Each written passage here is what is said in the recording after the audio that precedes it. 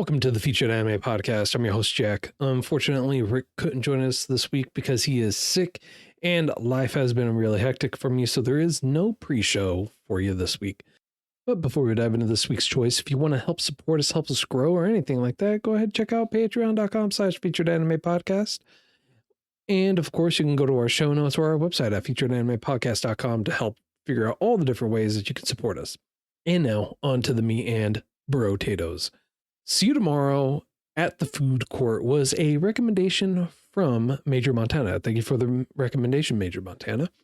Producers for it are Karakawa, Magic Capsule Toys Factory, just to name a couple of them. Studio for it is Atelier Ponderk. Aired from July 2025 through August 2025, so new in relative to us recording this. Genres are a slice of life, comedy, and drama. It's based off of a manga, kind of, and it's 6 episodes long.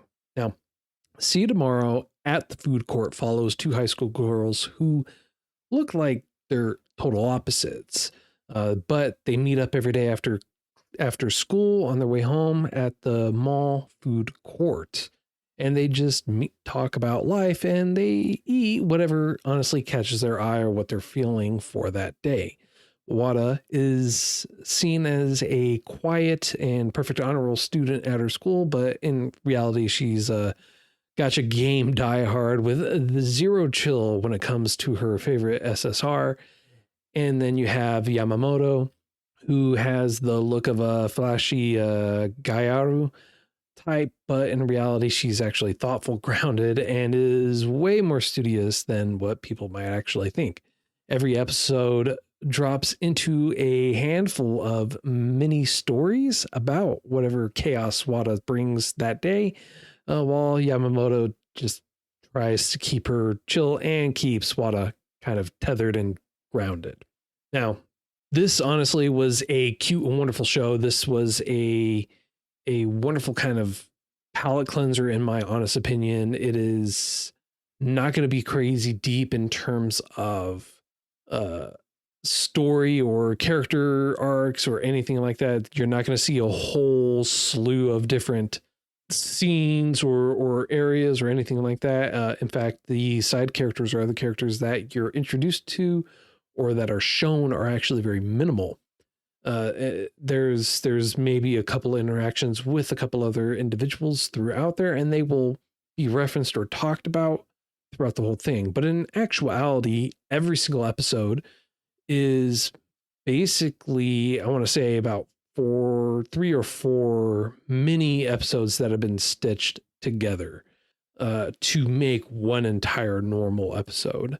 And every single episode as well, including ones that happen later on, so 3, episode 4, episode 5, you'll still see references or callbacks to those other episodes. And sometimes those smaller sections or smaller segments will break into or lead into the next segment, or that next segment will reference what had just happened previously. So it is something that you do kind of have to pay attention to, so that way you can kind of follow the story, even though the story is very minimal. Now, this is certainly not going to be something where you're going to miss a whole lot or be completely in the dark, because in all honesty, also every single episode's almost contained a little bit. You're kind of given some backstory on those earlier episodes for something that will happen later in that, and maybe episode 3 or episode 4.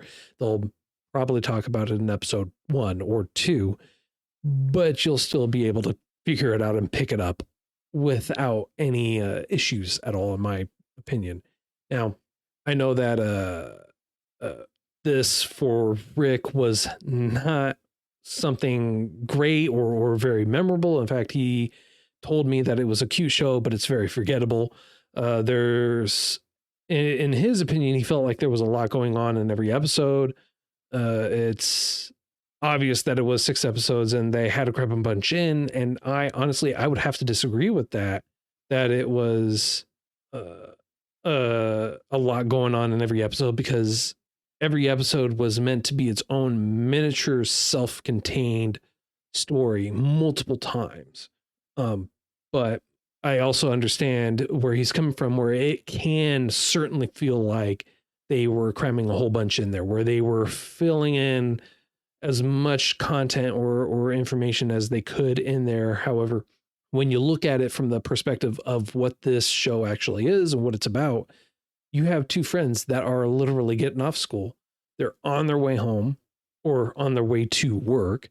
And because one of them, Yamamoto, actually has a job, and they are meeting at the food court, and they are just meeting there just for a couple of hours. So that way they can talk about the day, cram as much as what they can talk about or do in that time frame for it, and enjoy each other's company before they have to go home, before they split for the day.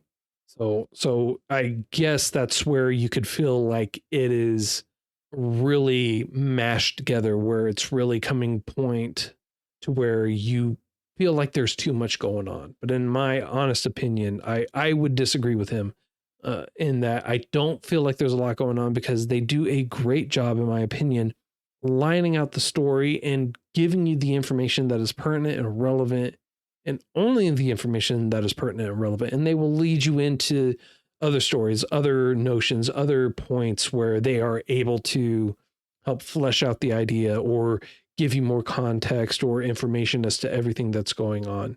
Now, another thing that Rick brought up when he had talked to me about this was he's not exactly sure how the project got greenlit. I feel like maybe he's thinking that it got picked up from a game or something like that, but that's not, being that the source material is a manga, which is actually originally it was a web comic off of the author's Twitter account back when he was first doing, and then it became a serialized comic for New Type, which is then became a manga. It's the whole process for it growing and becoming what it was, and what this show is based on is how its progression moved forward. Now, one of the things that is really kind of hindering it or hurting it is the fact that it is only 6 episodes long, and there is not a lot of content. So this is a very shallow show.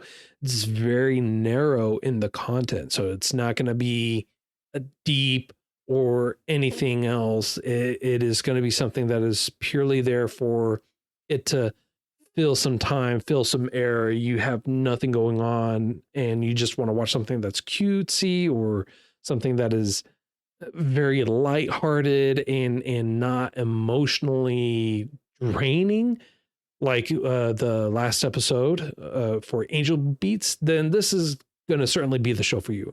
This is also something that you're going to keep in mind too, that this is a slice of life, and it is staying specifically in a food court setting, a food court scene. So their entire interactions and everything having to do with that are entirely encapsulated into this specific scene, into this specific area and point in time. And so you are coming back to this day after day after day, and they largely show that too. One of the great things about this is every time they're going in or moving on to an entirely new scene or a new section, is they say the name of the anime every single time, and each character will say half of it. One will say "See you tomorrow," and the other one will say "at the food court," and you will inevitably see them at the food court.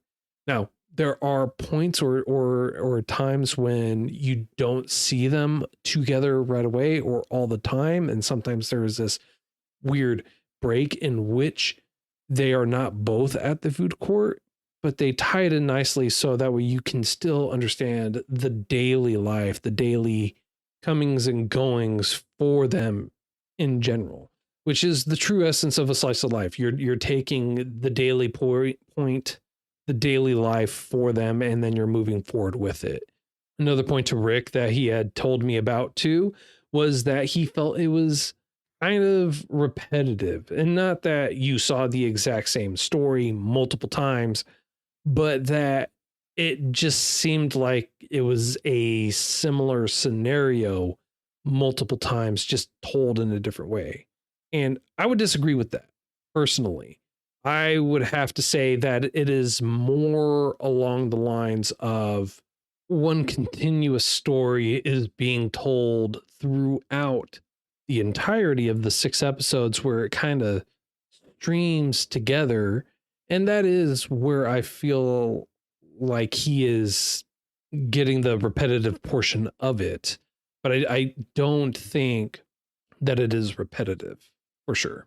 Now, honestly, this is going to be a very, very short episode because this is only a 6 episode anime and the content is not deep. It is actually really, really short. This, in all honesty and fairness, is basically the length of a normal movie and one that does not have deep character growth, development, or anything like that. And you do have that. You do have some character development, some character growth, some hardships, but again, this is a very shallow, very narrow story, and it is not something that is going to be you're not going to look at this and go, wow, this is such a deep and telling story. This is going to be one where, again, like I had talked about earlier, was this is going to be a palate cleanser. This is going to be something you're going to watch just to fill in the time. So what does that mean for the scores? Well, honestly, for Rick, I feel like he told me that it was going to be a 5 or a 6 for him, depending on me. I feel like I could probably talk him up to a 6.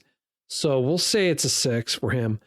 I'm going to go higher. I'm going to go 8 for me personally, because I enjoyed it that much more. I thought it was a very cute show. It was true to the whole, this is a day in the life, quite literally. Here's a snapshot of 2 individuals, 2 friends having a meetup every day after school before one goes to work or home or anything like that. And you get to see how they truly are every day and what their focus is on, what their viewpoints are, what they enjoy, and everything else. So this is most assuredly a nice little quick show. Now, Rick wouldn't recommend this to anyone because it's not a great show for him. It's not something that he gets a lot out of it. And I know that he has a few points to where he wishes that there was a lot more for it. But I would actually recommend this to people. This is certainly a show that I would recommend to people, especially if you want something quick and easy to watch. Again, I know I am repetitive, but that is just the type of show that this is. Next week's choice, we're going to be watching one that I want to watch. We're going to watch the Chainsaw Man movie. So that is what we're going to be watching and talking about next week. Well, that's all the time that I have for today. If you feel like I did too much justice, not enough justice, or anything like that, feel free to let me know. All our contact information is available to you in the show notes. You can also go to our website at featuredanimepodcast.com and look at all the different ways you can contact us there. You can also see all the different ways you can support us there, as well as in our show notes, by using our affiliate links for Crunchyroll. Get yourself a nice little discount off their store or a free trial. And then, of course, you can also use our coupon code Featured Anime along with our affiliate link there to get $5 off that very first box of Tokyo treats, because they are just so delicious. And I do recommend it all the time. And if you want to also support us through other ways, you can go to shop.featuredanimepodcast.com and buy yourself some nice swanky swag. It would be very much appreciated. And then, of course, patreon.com/featuredanimepodcast, $8 a month will get you access to some bonus content. And until next time, I'm Jack, and we'll catch you later.